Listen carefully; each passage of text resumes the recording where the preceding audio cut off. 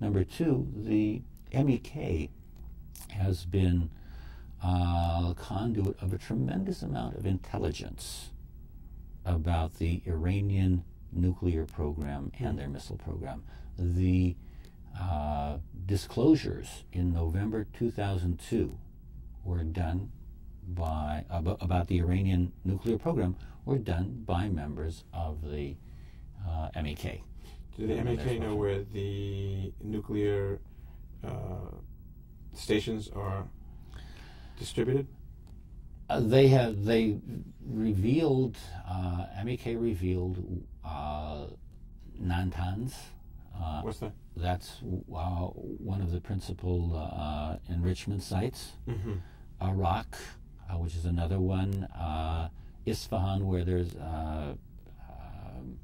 other type of enrichment being done. Mm-hmm. The militarization of nuclear warheads, etc., and for missile work is being done in a couple of sites in the Tehran suburbs. These are all sites that have been revealed by the MEK. So, obviously, they've been helpful to the MEK States, has been very helpful. This is one aspect. There's a second aspect, and why Camp Ashraf is so valuable. Not just the MEK, because the MEK has a large network within Iran itself, obviously, and supporters around the world.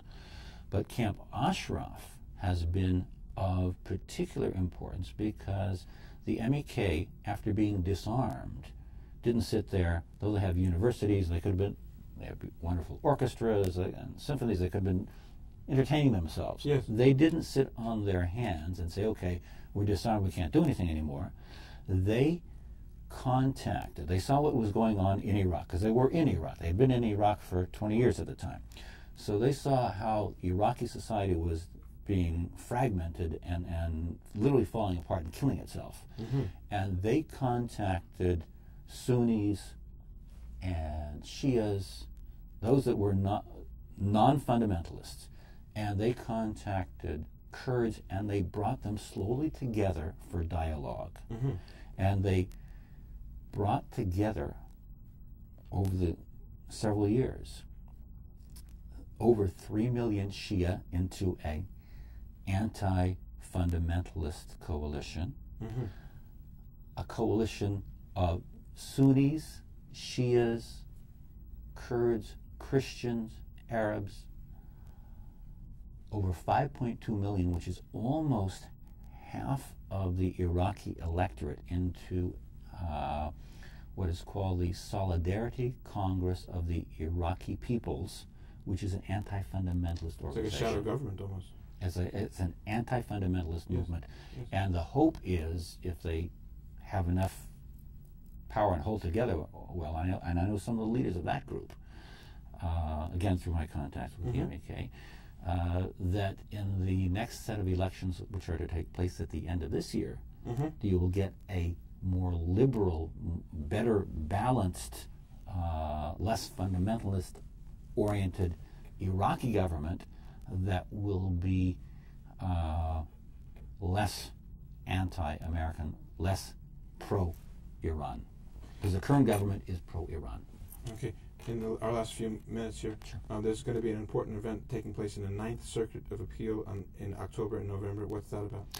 The MEK being put on the foreign terrorist organization list in this country, and what was called a proscribed list, that is a similar type of thing, prohibited list in the United Kingdom and the European Union, fought battles, legal battles in the courts in the UK, and last year won their case, and so they were taken off the UK's list. The EU as well. And the EU, the same thing a few months later, and that case is going to go to trial here in the States, in the United States, and that's what you were referring to. You predict that they will be taken off the list, that they will win this case? I don't know how fast it will be. It'll probably be a trial. In Europe, it was like 6 months, so I suspect similar.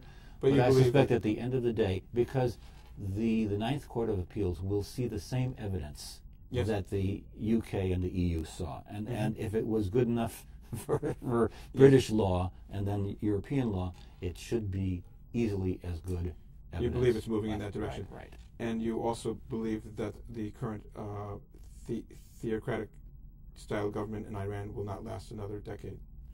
My prediction is that it's so fragmented already, and in many ways it's been so delicately balanced that with the protests that have happened since the elections in June, now the protests are now 2 months old, and nothing that the government seems to do, despite its brutality, seems to stop this cycle of continued protest. So I'm not about to say it's going to fall within the month, within the year, but I can't see it lasting more than a decade, and hopefully a lot less. Yes, yes. Now, in our just remaining perhaps a minute, tell us about the Mahdi and the president of Iran, Ahmadinejad's association with the Mahdi. Okay. The Mahdi is the Muslim Messiah. Much like in Judaism and Christianity, the thought that there will be a cataclysm before the Messianic Redeemer comes, and then finally the world will be redeemed. You have a very similar concept in Islam. And Ahmadinejad, and to a certain extent also Ali Khamenei, the supreme leader, and certainly some of his colleagues, Mesdi Yazva, are very much millennialists, and think that they can, by provoking a cataclysm, they can cause the Mahdi to return. Okay, grease the wheel. It's the 12th Imam to return, and they can force, Got it. They can bring it on. Bring it on, and that's what's so scary. We have been speaking with Rabbi Daniel Zucker, expert in Iran. His organization is Americans for Democracy in the Middle East. Always a pleasure to have Rabbi Zucker. You've been watching Rabbi Rock. Shalom. Thank you.